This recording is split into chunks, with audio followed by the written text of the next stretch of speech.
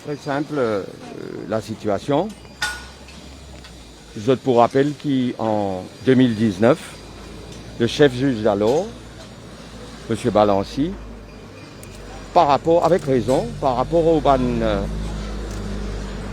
questions fondamentales qui sa plainte de résistance-là évoquée, pendant toute l'histoire de ça, a commencé en 2005, c'est une pensée que il est important qui gagne une full bench de la Cour suprême pour écouter ces affaires.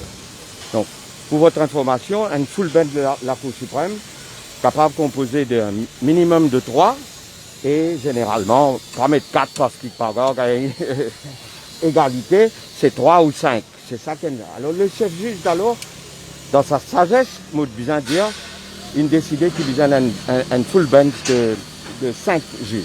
Donc, et puisque moi je cause un point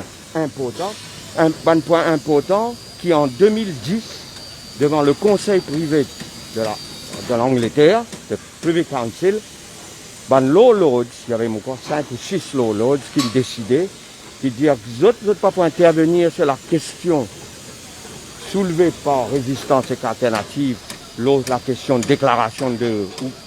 comment nous connaît, dans les circonstances qui nous déroulaient, finalement, élection prévue en octobre 2019, il a fait arriver un moment, octobre ou novembre 2019, il arrive un moment que le chef juge d'alors, avec ce full bench, il ne trouvait pas capable de conclure sa procès-là, donc ce qui fait qu'il nous renvoie. Or, vendredi, la Cour suprême a publié sur ce qu'on appelle cause list, c'est-à-dire pour connaître qui la Cour pour écouter qui affaires. Nous avons assez surpris de trouver qui ils mettent ces affaires-là pour être écoutées par 2 juges seulement. Et donc, ça c'était vendredi.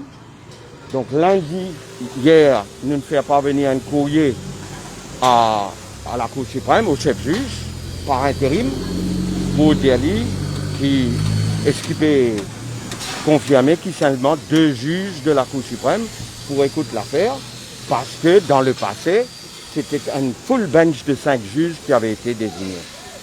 Et voilà, comme vous êtes capable de trouver aujourd'hui, les 2 juges qui composent sa bench-là, finissent trouver, avec raison, je pourrais faire l'affaire au chef juge pour décider